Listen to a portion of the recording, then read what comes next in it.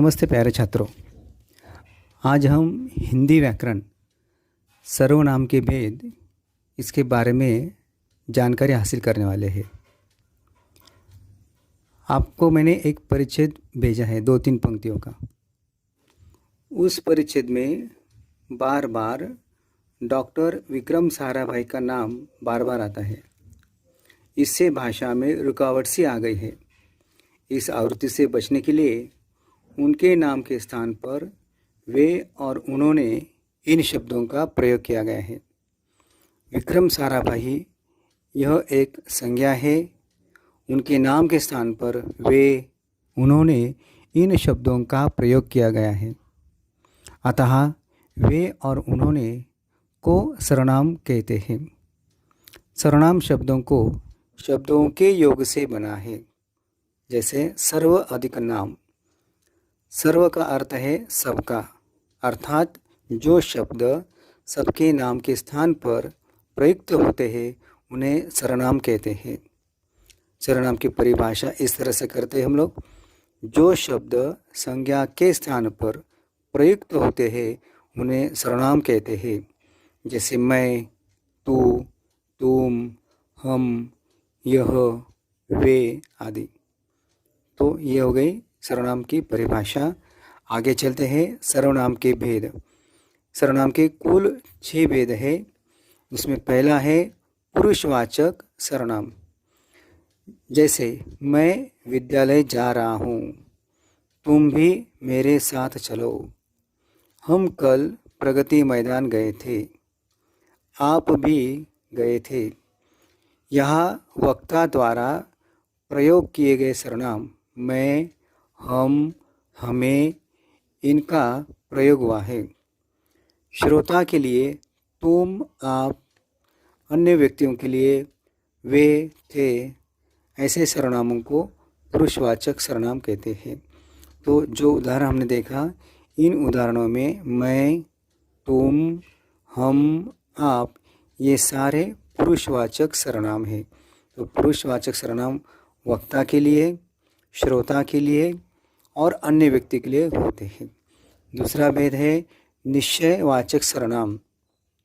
इसके नाम में ही निश्चय शब्द का प्रयोग किया गया है। निश्चयवाचक सर्वनाम यानी फिक्स। जैसे यह राम की पुस्तक है, वह रमेश है, यह मेरा घर है। इन वाक्यों में यह, वह और यह निश्चयवाचक सर्वनाम है। जिस सर्वनाम से पास या दूर स्थित वस्तुओं, व्यक्तियों या प्राणियों का बोध होता है उन्हें निश्चयवाचक सर्वनाम कहते हैं। तीसरा भेद है अनिश्चयवाचक सर्वनाम। जैसे दरवाजे पर कोई है। कोई है मतलब कौन है, यह निश्चित नहीं है यानी अनिश्चित है। बाजार से कुछ लेते आना। यहाँ कोई कुछ में अनिश्चितता है, इसलिए यह हो गया अनिश्चितवाचक सर्वनाम। जिस सर्वनाम से निश्चित वस्तु एवं व्यक्ति का बोध नहीं होता उन्हें अनिश्चयवाचक सर्वनाम कहते हैं। नंबर 4 संबंधवाचक सर्वनाम। इसके उदाहरण है जो करेगा सो भरेगा, जिसकी लाठी उसकी भैंस। इन वाक्यों में जो, सो, जिसकी, उसकी ये संबंधवाचक सर्वनाम है।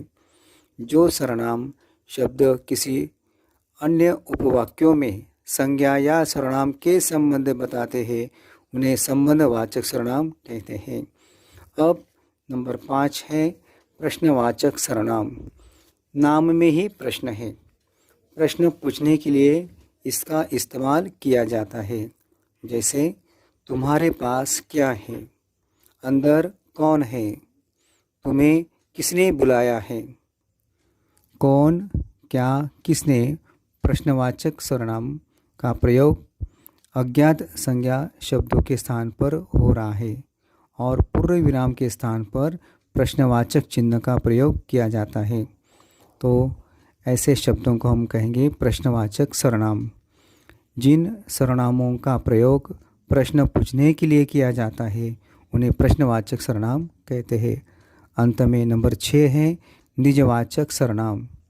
मैं स्वयं ही चला गया, उसने अपना रास्ता खुद ही चुना है, वह अपने आप दिल्ली चला गया। आप शब्द का प्रयोग पुरुषवाचक सर्वनाम यानी आदरसूचक एवं निजवाचक सर्वनाम दोनों रूप में होता है। इन वाक्यों में स्वयं, खुद, अपने आप ये सारे निजवाचक सर्वनाम हैं। यहाँ आप शब्द का प्रयोग पुरुषवाचक और निजवाचक सर्वनाम दोनों में किया जाता है।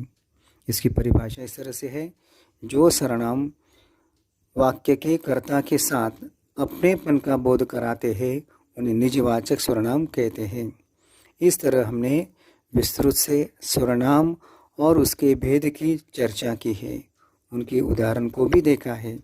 इस वीडियो को देखकर और सुनकर जगह जगह आप पॉज कर सकते हो। पॉज करके जो जानकारी मैंने आपको बताई है उस जानकारी को आपको अपने नोटबुक में लिखना है।